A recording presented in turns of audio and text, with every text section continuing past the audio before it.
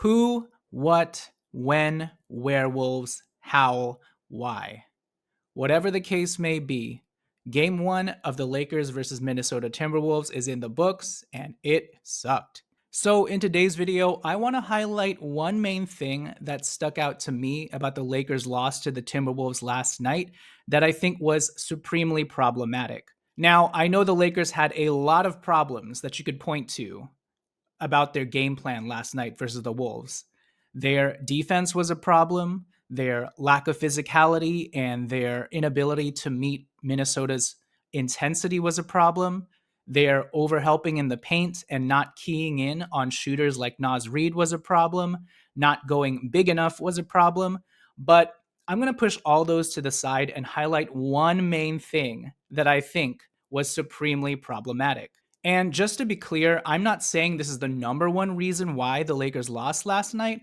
I'm just saying this is what particularly caught my eye and something that I think the Lakers need to definitely clean up before game two. Guys, let me break it down for you. The Lakers had a season low 15 assists last night in game one of the playoffs. Their last lowest assist total this season came during December 13th when D'Angelo Russell was still on the team and they put up 17 assists. Guess which team the Lakers were playing that night? You got it. It was the Minnesota Timberwolves. But look, the one main thing that I touted about the Lakers' strength in contrast to the Minnesota Timberwolves was the fact that they had three legitimate, good to visionary playmakers on their team in Austin Reeves, Luka Doncic, and LeBron James. But last night, for the first time this season, Luka Doncic only had one assist, LeBron James had 3 assists, and Austin Reeves had 3 assists. Our big three combined for 7 total assists. Anthony Edwards himself had 9 assists. Just think about that. And the most disappointing part about last night is I felt like the Timberwolves baited the Lakers into the type of game plan that I thought the Lakers would bait the Wolves into. And that's allowing the opposing team's superstar or superstars to just jack up shots, play iso ball, and remove the rest of his teammates from the equation. Instead, it was the Lakers who were doing that. So obviously, you have to give a lot of credit to the Timberwolves and their defensive game plan to just bait the Lakers into playing iso one-on-one ball. But the onus is also on Austin Reeves, LeBron James, and Luka Doncic to try and put pressure on the rim and play make for their teammates. The onus is also on the coaching staff to try and draw up more plays to get the Minnesota defense moving around and not just clearing the court out and allowing Austin Reeves to go one-on-one against Minnesota's lanky physical defenders like Rudy Gobert, Jaden McDaniels, Anthony Edwards. And so I don't think the big three did themselves very much favors in trying to counteract what the Timberwolves wanted them to do. We played right into their hands, just going one-on-one and pulling up for contested jump shots. And it completely disrupted our offensive rhythm. And overall, I don't think our guys made enough of a concerted effort to try and force their will against the Timberwolves by driving it relentlessly into the paint, driving to kick. They were kind of tunnel vision-y in the sense that they drove into the paint to take a contested pull-up jump shot. They drove into the lane to take shots for themselves. Again, credit the Minnesota Timberwolves defense for closing in and converging and mucking up those passing lanes. But overall, the Lakers just look very disconnected and disjointed offensively. Now, Luka Doncic obviously had a tremendous game for himself, 37 points. But when Luka's only limited to 1 assist, that kind of tells you everything you need to know. Luka's best trait actually is his passing and his vision. If you can limit Luka to 1 assist and 5 turnovers, you've probably won the game. So yeah, Luka Doncic did his job in isolation and one-on-one play. But again, 1 assist isn't going to cut it. A season low 1 assist from Luka Doncic. And then when we extend that out to the rest of the big three, simply put, the Lakers aren't going to win any games if LeBron James and Austin Reeves are being outscored by Naz Reid and Jaden McDaniels. And the Lakers aren't going to win any games when LeBron James and Austin Reeves start out 1 of 7 and 1 of 6 from the field, respectively, which is how they started the game off. But even looking closer at Austin Reeves and LeBron James' shot diet, this was one of the worst games I've ever seen Austin Reeves play this season. Austin Reeves, in particular, fell into the Minnesota Timberwolves trap and game plan. The Lakers cleared the floor out for Austin Reeves whenever Rudy Gobert was switched onto him, whenever he had Anthony Edwards or Jaden McDaniels on him, and Austin Reeves fell into the trap. His shot selection was just awful. He took way too many contested pull up jump shots, and even before he took those shots, he would dribble around the court for 15 to 20 seconds, just trying to break his man off and get an advantage. And he rarely ever got an advantage. So he'd end up just chucking up a shot. And so when I talk about the Lakers' low assist total and lack of playmaking, I'm mainly highlighting guys like Austin Reeves' decision to just take guys one on one instead of trying to intentionally drive into the paint, navigate that area with that Nash dribble, and try to find his own teammates. Like, not enough of that was done. And not enough was done by the coaching staff to, I guess, get Austin Reeves in better situations and run more pick and rolls for him. We had too many sets where Austin Reeves was just at the top of the key, dribbling the ball to oblivion and then just chucking up a bad shot, chucking up a bad step back three. And then whenever he would drive into the paint, he wasn't looking for his teammates. He would try and throw up a bad floater. But he's doing this against very lanky, long physical defenders. Even some of the shots that Austin Reeves hit, like that crazy step back on Rudy Gobert, hey, I'm glad he hit that, but that's unreliable and going to be very inconsistent against a defender that long and that imposing. Austin needs to do a better job of driving and kicking, driving to try and find his teammates and swinging that ball around so the ball finds energy. And then on the same side of the coin, LeBron James was only 8 of 18 from the field. He started this game off 1 of 7. Now, I know LeBron James is currently banged up, and that's very unfortunate. But if he's going to be this banged up this series, then I'm not sure if the Lakers have a legitimate shot. Because LeBron James was also settling for threes. I know he was trying to keep the defense honest, but his shot wasn't falling. And I felt like we didn't get that LeBron James visionary playmaking game where he was the one who set the table for the rest of his teammates. And the times that he did drive into the paint, guys like Naz Reid were able to impede and stop him.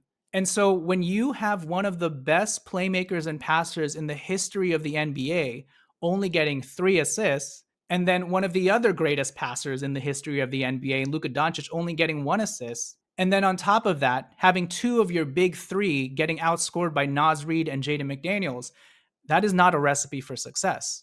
Taking contested jump shots instead of running plays to get guys open is not a recipe for success. And lastly, the other reason why the Lakers' assist totals were so low is because the Lakers lacked a reliable release valve at the rim. And by reliable release valve, I'm talking about Jackson Hayes. If you guys watched my previous video about Jackson Hayes potentially being the Lakers' trump card because of his vertical lob threat ability and his play in the pick and roll, and him being the only explosive finisher at the rim for the Lakers, you would know what I'm talking about. Now, you're probably going to say, but Jackson Hayes sucked. He missed his 2 shot attempts. He missed a one-handed lob attempt, and then he fumbled the ball on his one cutting drive. And to that, I'd say, Jackson Hayes only had 2 shot attempts. I felt like the Lakers bailed on Hayes way too early. And to that point, he only played 8 minutes. The Lakers let Rudy Gobert off the hook by yanking Jackson Hayes from the game.